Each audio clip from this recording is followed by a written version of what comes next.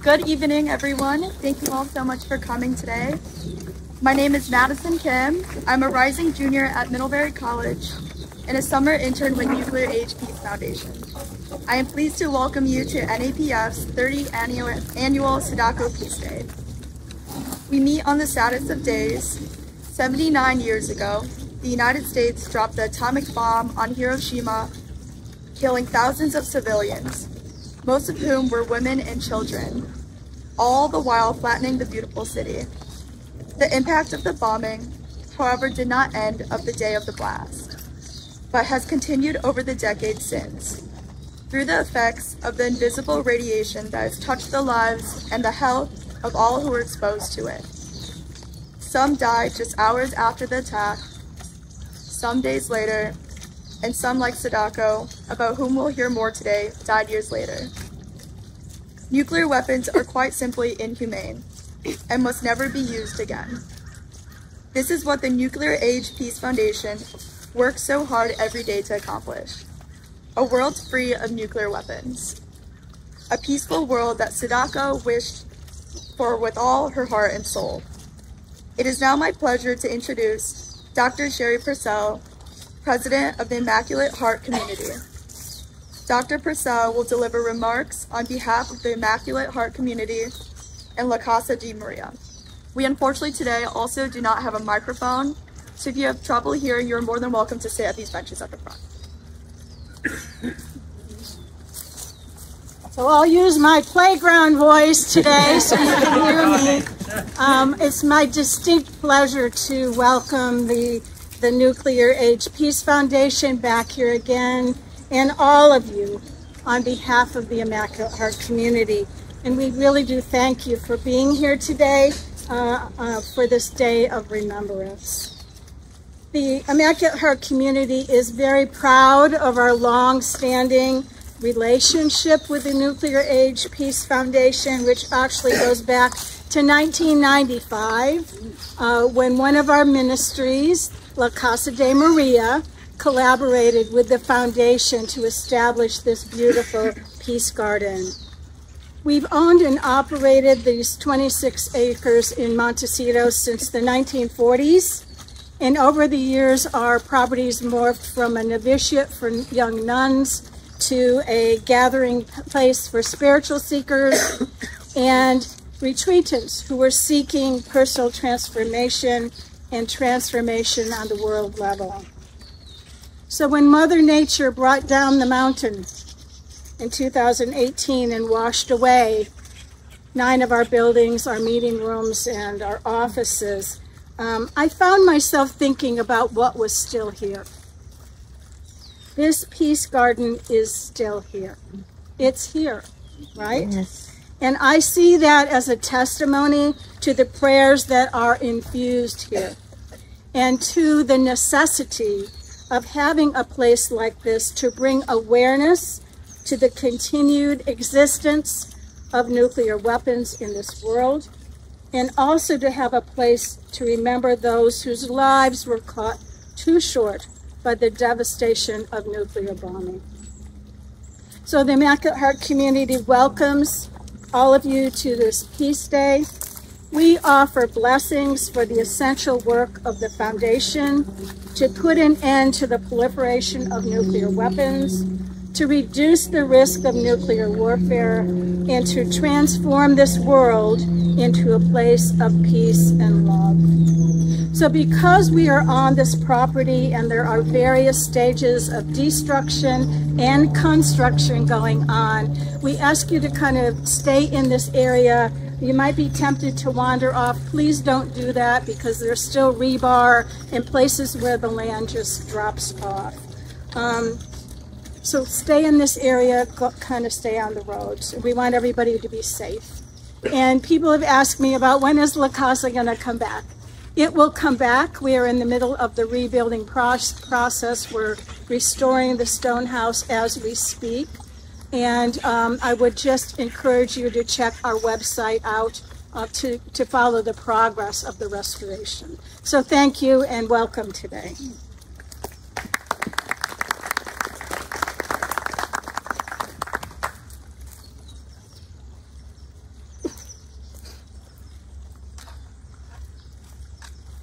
Next, we will hear from Dr. Perie Longo, who is a member of the Board of Directors of the Nuclear Age Peace Foundation, the chair of our poetry committee, and a former Santa Barbara Poet Laureate. Dr. Longo will share with one of us her poems entitled This Morning Folding Cranes, and a poem of David Krieger. As many of you know, David Krieger, who was a co-founder and longtime president of NAPF, passed away in December, and he is dearly missed.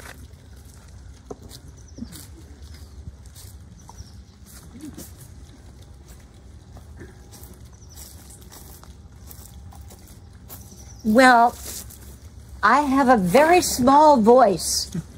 Can you hear me in the back? Yes. You can actually hear me. I'm using my stage voice from when I was a kid. Can you hear me? All right. Totally. So I'm going to read a poem by David Krieger.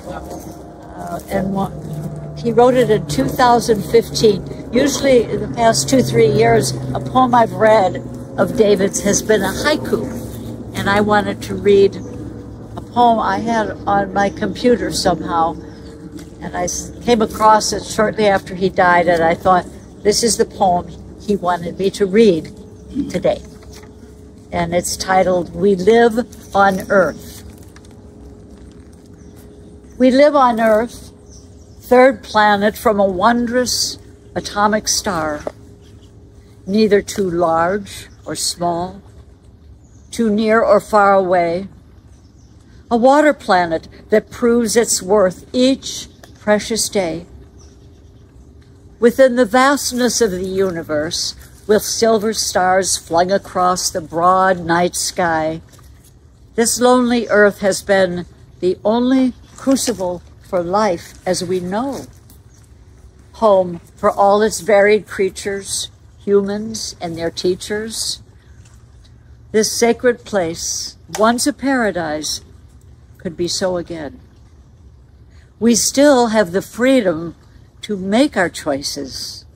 With voices raised, we still have the power to choose between what to gain and what to lose. So I think David ending on those beautiful words gives us our goal and has a lot to do with why we're here today. Thank you, David. And I'm going to read a new poem. I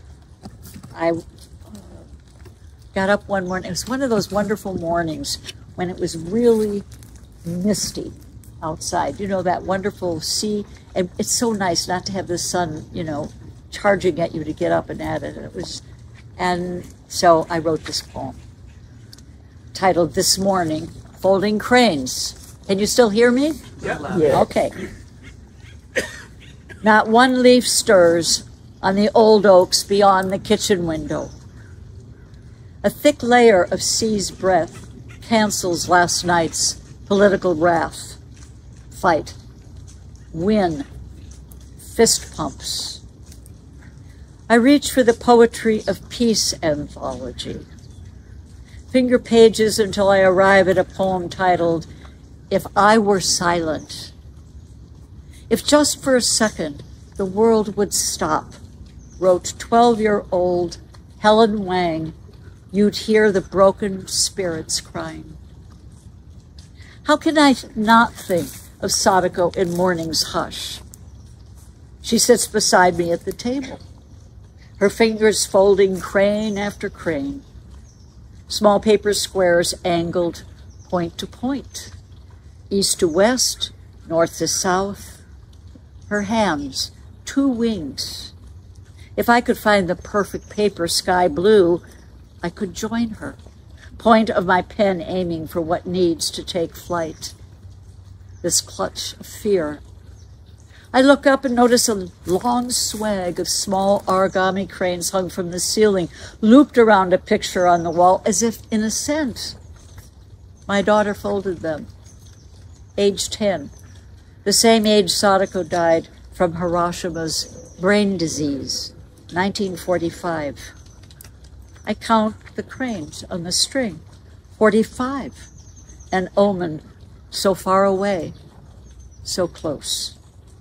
Sadako folds another crane. I write another sentence, fold around her shoulder, her shadow, and ask my daughter, long an adult, what she remembers inspired her.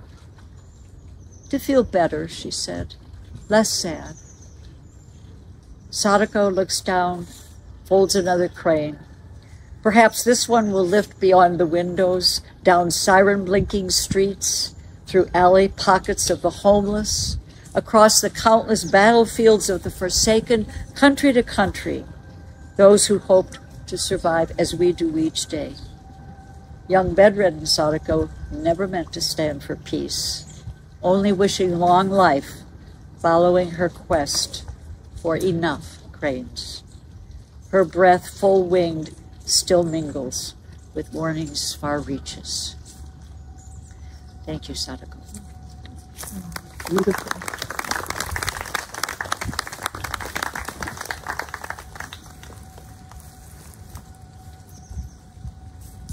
It is now my pleasure to introduce Miss Aria Elan.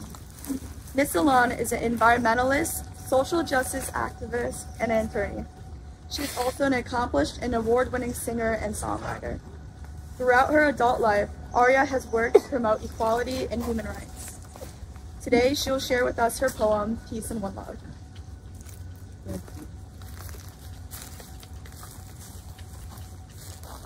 Good evening, everyone. Gotta project. Because of my philosophy of peace and one love, I've been called a dreamer, naive, idealistic, and a lot worse that I don't even care to say. So my poem, Peace and One Love, is my response. Peace and one love. Peace and one love. We want peace and one love. No nukes, fire falling from above. No kooks, target practicing on doves. We need peace and one love. One love is a fundamental element of peace. We are one species. We are one. When you look at the world, you know that diplomacy transforms hostility into civility. Equality is the knowledge that superiority and inferiority based upon race, religion, ethnicity, gender, country are mere social constructs. Tribalism abhors unity. Truth is a scarce commodity. One love is vulnerability. Petrov, the Russian who saved the world from nuclear war, followed his gut, not orders. He was right. It was a false alarm glitch. He could have pressed the button, pulled the switch, then America would have retaliated. People, animals, plants, incinerated, evaporated, radiated. Life as we know it would have faded into nuclear winter. We can't wait for someone else to advocate peace and one love. We must choose peace and one love, because in nuclear war, we all lose. What do we want? Say it with me. Peace and one love. What do we need?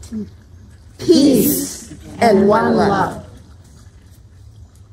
That's the poem, but I'm going to ask you to bear with me, because in the 1 minute that I have left, I want to dedicate a spiritual to a great poet who the last time I saw her, she performed right here at the Peace Day event. She's an ancestor now. Her name was Sister Sojourner Kincaid. And I'm going to try to stay composed. She was such a beautiful woman. We shall overcome. We shall overcome someday.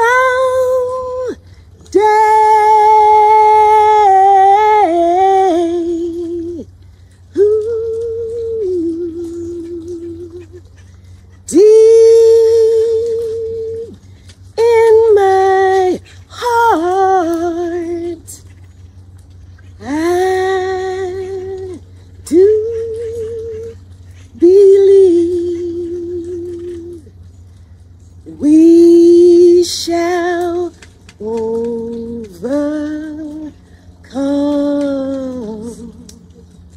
someday.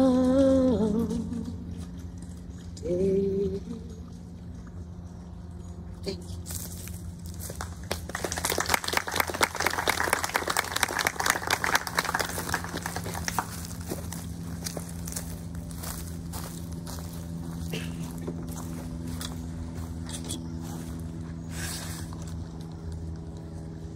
I am now pleased to introduce Talia Wilcox, who is a rising senior at Tufts University, majoring in international relations and civic studies with a concentration in international security. Talia is also a David Krieger summer intern at the Nuclear Age Peace Foundation this year. My summer internship at NAPF has been incredibly meaningful and valuable, especially because I got to share the experience with Talia. The two of us had the opportunity to travel to a UN conference in Geneva just a couple weeks ago, where we were able to experience diplomacy at the highest levels. Talia will share with you why she cares about nuclear disarmament.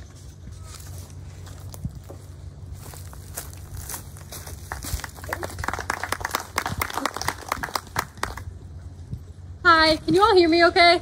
Yeah. Yes. Yes. Cool. Hi everyone. As my summer internship at NAPF ends, I want to share the importance of young people advocating for peace and nuclear disarmament. This summer, working with Ivana, the NAPF team, my co-intern Madison, who's doing a great job emceeing, has been very enlightening. I'd like to explain why this issue has become so important to me. For most of my life, I'm only 21, nuclear weapons were not something that I thought about. It wasn't until the end of my freshman year of college that I began to consider their impact. Now, as a rising senior, I focused my studies on nuclear weapons and their consequences. We live in a time of numerous regional conflicts with heavy media coverage on issues like the Israeli-Palestinian conflict and the Russia-Ukraine war. Yet, the risk of nuclear weapons remains largely invisible. This is a critical issue that demands advocacy from young people. Last summer, Christopher Nolan's Oppenheimer raised awareness about nuclear weapons. Nolan aimed to provoke discussion, similar to how 1980s films like The Day After influenced public opinion and policy. The Day After even influenced President Reagan to change his nuclear policy. The largest protest in American history in the 1980s demanded nuclear disarmament in Central Park. Nuclear weapons may seem abstract, but it's essential to educate and advocate for disarmament and abolition. College campuses offer a unique opportunity to unite diverse students for a better future.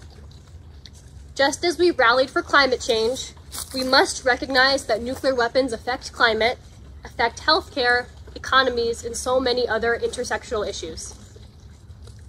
Without specific classes that I've taken at my university, I wouldn't have had this access to crucial information to understand the nuclear weapons threat. Disarmament education is often confined to national security fields. But this topic needs to be publicly accessible and integrated into education to combat misconceptions and misinformation. Currently, youth groups worldwide are fighting for nuclear justice and disarmament. NAPF, in its youth initiative, Reverse the Trend, engage young people to advocate for the Treaty on the Prohibition of Nuclear Weapons. And a cohort of us just did that, as Madison said, in Geneva at a major international conference. Young people often doubt treaties and international organizations, and I was guilty of this myself until about 2 weeks ago. But these institutions create norms and taboos. We give them value by believing in their work. My aim is not to instill fear, but evoke awareness of this threat. Recognizing this danger without being overwhelmed is crucial. If we remain passive, nuclear weapons could be used in future conflicts, and I personally believe they will. However, this is not inevitable. We have the power to shape a different future, and we must seek solutions to prevent catastrophe. As young people, we must acknowledge and address this threat. We are shaping the world that we want to live in as adults, and I hope that this event inspires you to learn more about the threat of nuclear weapons and discuss it with your families and friends. Americans successfully fought the threat of nuclear war in the 1980s, and we can and we must do it again. Thank you so much.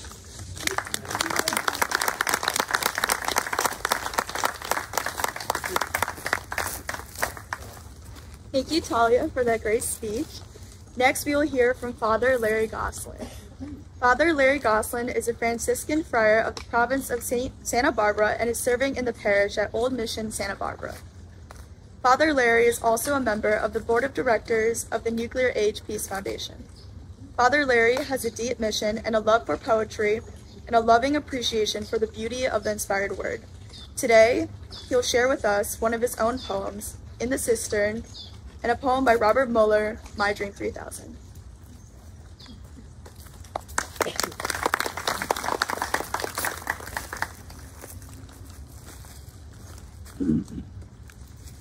I just want to say it's such a joy and a privilege to be here and to be among such beautiful, committed people of peace, and to be with such talented, writers, singers, musicians, and all that is here. And Paul Willis, I have to honor and recognize, and Pierre Longo, both poet laureates of Santa Barbara. I'm so honored to be in your presence. So this is truly a grounding, isn't it, this place? Yes. Don't we feel grounded here in this beautiful place? And, there's so much that is causing us to look astray from that which grounds us. And, we see around us the potential of destruction, which is so prevalent and so real.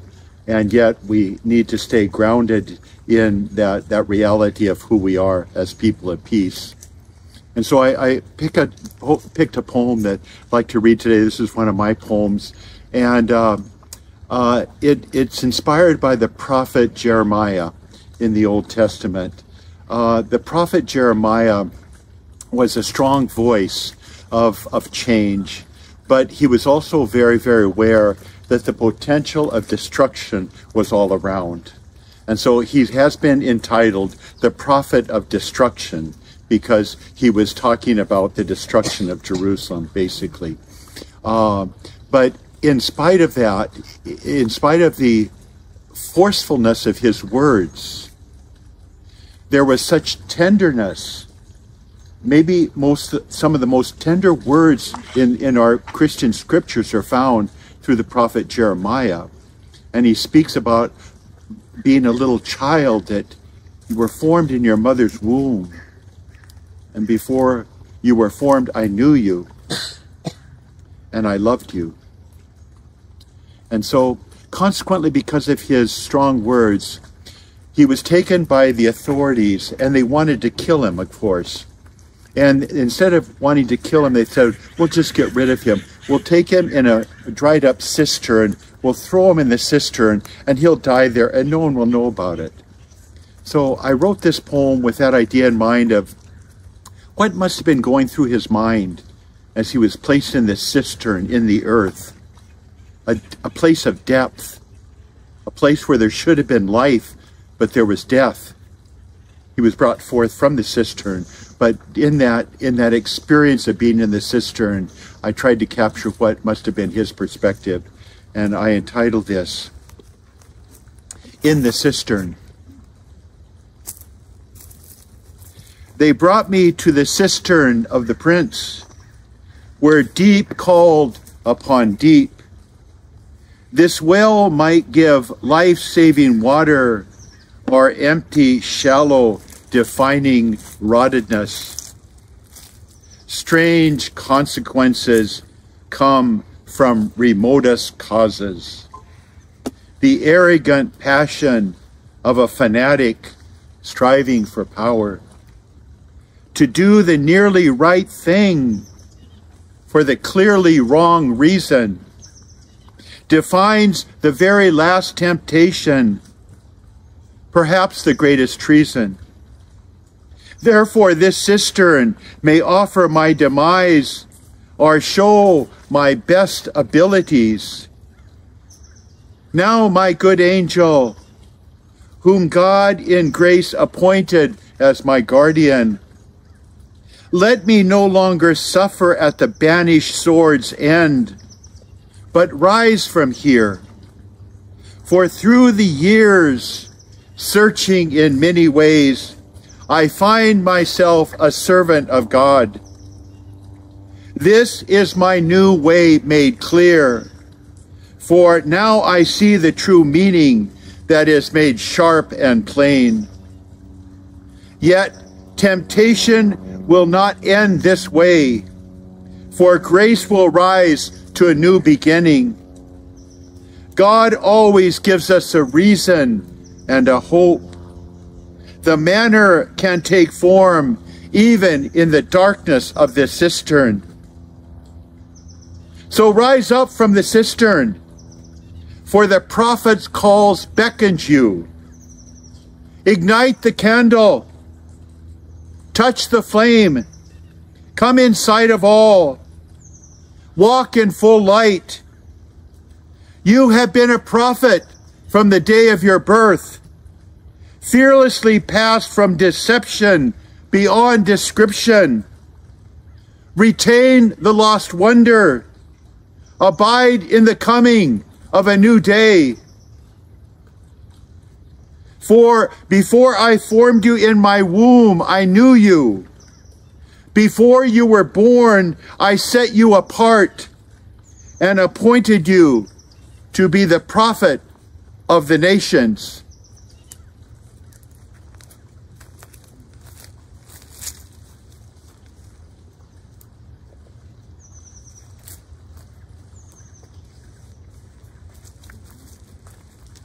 I would like to read one other thing before I read my last poem. And the Jesuit order is a Jesuit, a consecrated order like us Franciscans.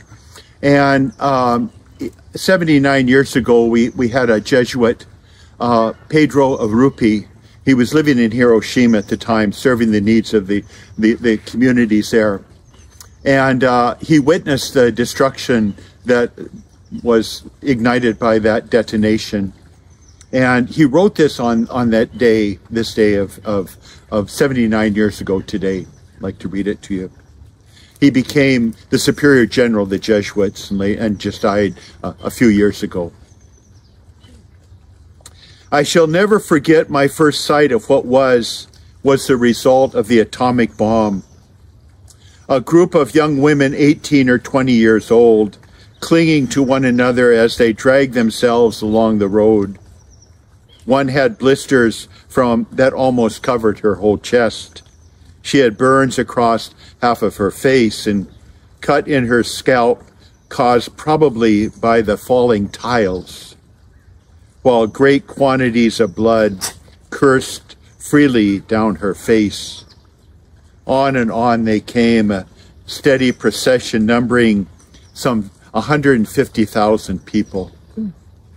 This gives some idea of the scene of horror that was Hiroshima. We did the only thing that could be done in the presence of such a mass slaughter of people.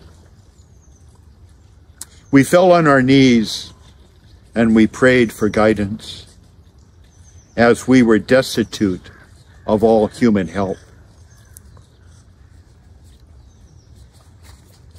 So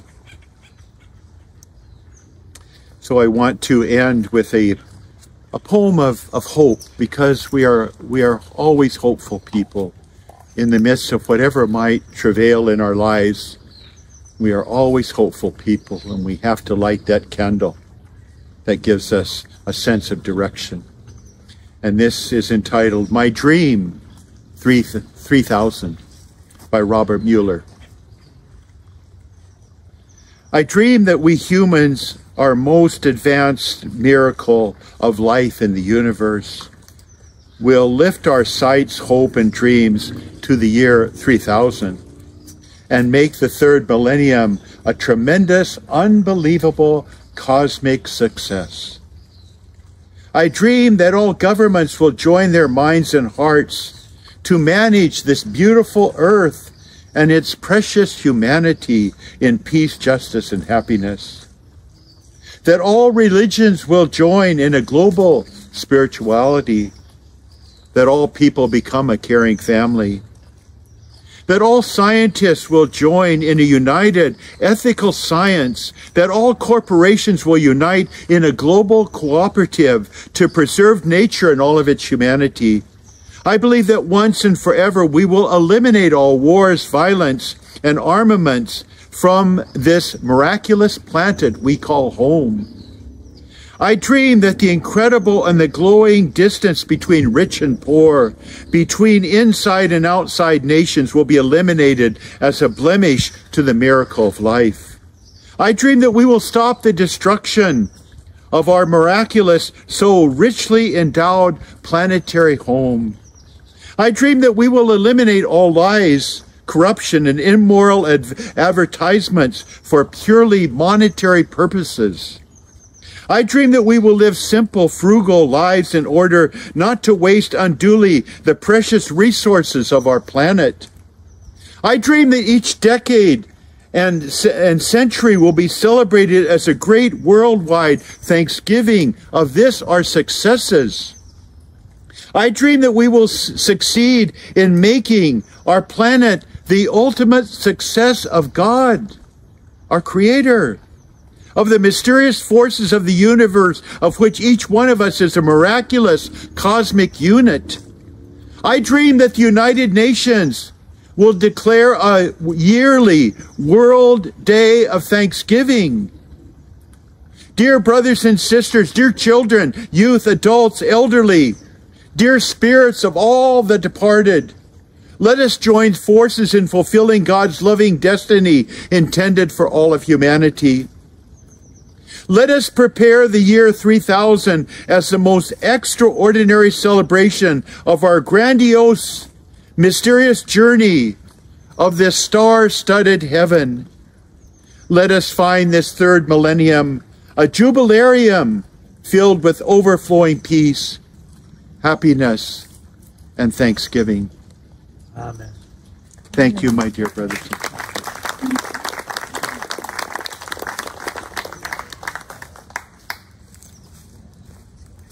Thank you, Father Larry Gosselin, for your remarks in those beautiful poems. It is now my pleasure to introduce Dr. Ivana Nikolić Hughes, who is the president of NAPF and a senior lecturer in the Department of Chemistry at Columbia University. Ivana is a member of the Board of Nuclear Ban Treaty, a member of the Coordinating Committee of SHAPE, and a member of the Scientific Advisory Group for the United States, for the United Nations Treaty on the Prohibition of Nuclear Weapons. Ivana speaks and writes widely on the topic of peace and nuclear disarmament. She will share with us some thoughts about a recent trip to Nagasaki.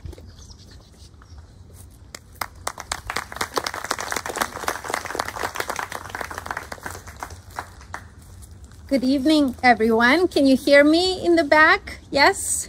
I would like to begin with some words of thanks.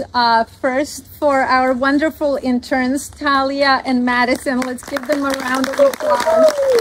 They have been such a bundle of joy and energy and creativity, and it's been just so wonderful to have them with us this summer. And of course, they helped so much to make this event happen. Thank you, Talia, for your inspiring message, and thank you, Madison, for doing such a good job being master of ceremonies. I also want to thank our dear board members, Perie Longo, there she is, and Father Larry, for being here with us and for being such great supporters of our work. Of me personally, it's been such an honor and joy and privilege to work with both of us. One of our board members, Dr. Jimmy Hara, you may have seen in the program, he was going to tell us the story of Sadako today, but unfortunately couldn't be here with us. So I will take extra 2 minutes from my remarks tonight, just to make sure everyone knows the story of Sadako, because it really is one that none of us, I think, can hear too many times. It is just the kind of story that has to inform how we see the world and how we think about peace and one love. Aria, thank you for the beautiful poetry and your beautiful remarks. We're with you all the way, and promise to continue on that same path alongside of you. I'm so deeply grateful to Sherry, to Dr. Purcell and her team for, as you see, this place is undergoing its own rebirth, and yet they keep having us come back year after year, and for that we're so deeply grateful. And it really is incredible. This garden was basically built in 1995. So this is the 30th annual Sadako Peace Day. And it's such a meaningful tradition for everyone who has been involved in the Nuclear Age Peace Foundation. And I'm so happy to know that many of you have been here with us for years and maybe even decades. I do also want to thank Bob Sedivy and Emiliano Campobello, our East-West duo, and they will finish tonight's program. So you will hear from them one more time. So you're in for one more treat. I will thank all of you at the end. Don't let me forget that one. I will thank you all at the end. This is really a sad day. It's a day on which we remember not only Sadako, but all innocent victims of war. And here's where I'm going to just tell you a little bit about Sadako. She was 2 years old, living in Hiroshima the day that the atomic bomb, equivalent to 15,000 tons of chemical explosives. So this was a different kind of bomb, one bomb, but it caused so much death and destruction. On the order of 100,000 people died, and the city was absolutely flattened, as you've seen and seen some of these photos as you've seen before. Sadako didn't remember that day, but her body remembered that day. Her body carried the radiation that she had been exposed to, and while she was living a happy childhood, by the time that she was 12, that memory of her body, of that exposure to radiation, came and took its toll, and she ended up in the hospital with leukemia as a 12-year-old. And she had read the Japanese story that if you fold 1,000 cranes, your wish will come true. And she started folding cranes. Now, I was counting on Dr. Hara telling you the exact number of cranes that I was counting on someone else telling the story. So I don't remember if it was in I think it was in the 600s, but she folded many cranes, but not quite 1,000. And then her family and friends kept on, after she passed away, kept on folding them. And as she was folding them, the quote is, "I will write peace on your wings and you will fly all over the world." And how little could she have known just how much that message has meant to so many people over the decades. And yet the job is not done. Sadako would have wanted us to not only spread the message of peace, she would have wanted us to spread the message of nuclear disarmament. She would have wanted those weapons that killed her and so many of her friends to be gone from this planet. And that is precisely what the Nuclear Age Peace Foundation has been doing for over 4 decades, and we continue to work on this in my mind, most meaningful, most important mission. I want to share just a couple of things with you. This is our 30th annual Sadako Peace Day, but it's also our first without our dear David Krieger. And so you already heard a poem from David. He is and continues to be the beacon and the shining light for all of us working on this. He was just an incredibly special person. His commitment to these issues, which is truly second to none. And we do miss him very, very dearly. I want to share with you just a couple of thoughts about the fact that this is our 30th annual Sadako Peace Day, and it turns out somehow in my own life right now, the number 30 has been important. So I'm just going to share 2 things that have been important. about this number. The first is that I just recently returned from Nagasaki, where I was invited to deliver keynote remarks at the 30th annual, so same year as Sadako Peace Day, 30th annual Symposium for Peace, which was started in 1995 and has alternately taken place in either Hiroshima or Nagasaki.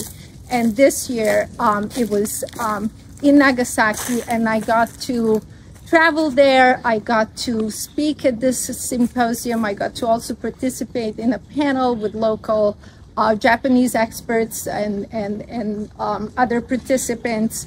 And while I was there, I also got to visit the Nagasaki Peace Park, where I had the opportunity to lay a wreath at the hypocenter, the precise place where the above which some 500 meters the bomb had been dropped.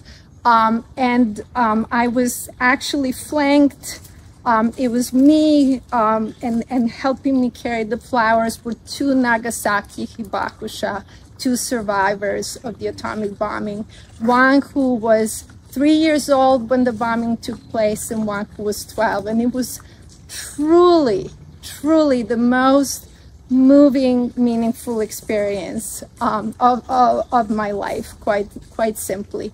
While we were there, we also got to visit the Nagasaki Atomic Bomb Museum, which was just such an incredible achievement in terms of the way in which it memorializes this just the deepest devastation that the atomic bombing caused in the city, and yet at the same time sends out this hopeful message, an inspiring message of Nagasaki being the last one. Hiroshima was the first one, Nagasaki the second, and we really truly hope the last, and that there will never be any more atomic bombings.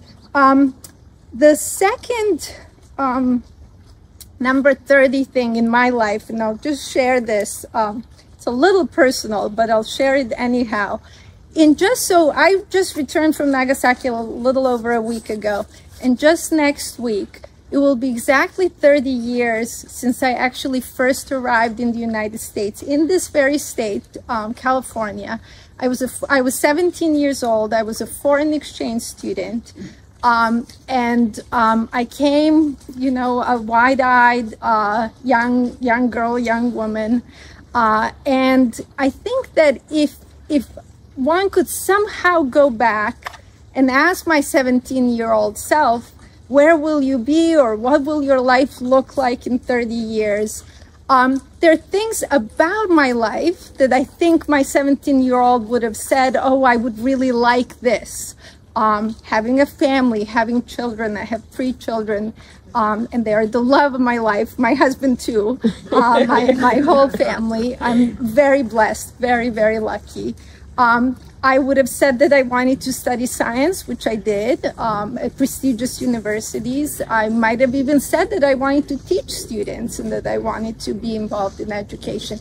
But this, I could not have imagined. My 17-year-old self didn't, I mean, of course I knew, just like people know about nuclear weapons, but it was not something that I was thinking about. It was not something that I would have expected to be such a major part of my life. And I just come back to what I was saying earlier in regards to our wonderful board members. What an honor and a privilege it is for me to be a part of this movement, to be a part of the Nuclear Age Peace Foundation, and in a way to be a part of the Santa Barbara community. When I tell people about Santa Barbara, I always say just how beautiful it is, and that's undeniable, right? I mean, but when I say it, I actually don't just mean physically. Yes, it's a beautiful, physically beautiful town. The coastline is gorgeous. The hills are stunning, but it really is the people who make it such a special place. And so that's where my words of thanks for all of you come. Thank you for being a part of this event. Thank you for supporting our work. Thank you for spreading Sadako's message of peace. And thank you again for being with us. Thank you.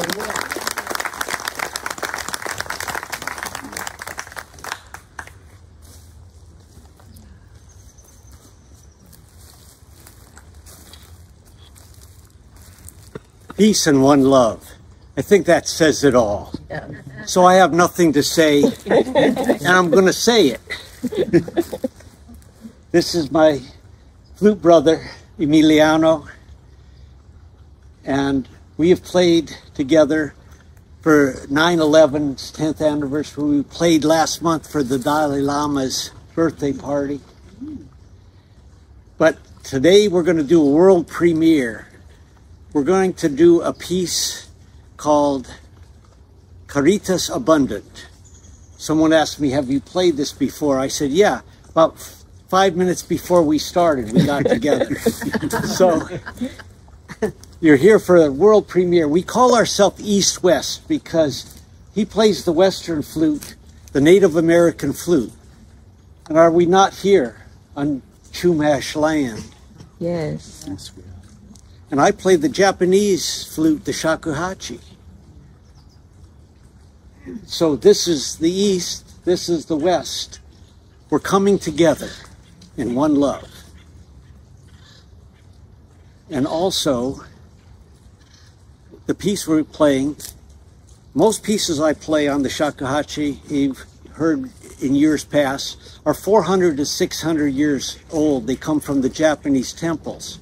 But this piece we're playing tonight is older than that, twice as old. It's from the 12th century, written in Germany by a nun, Hildegard. So if you don't know Hildegard, go back and check her out. And if you know this song, you can sing along in Latin. I forgot.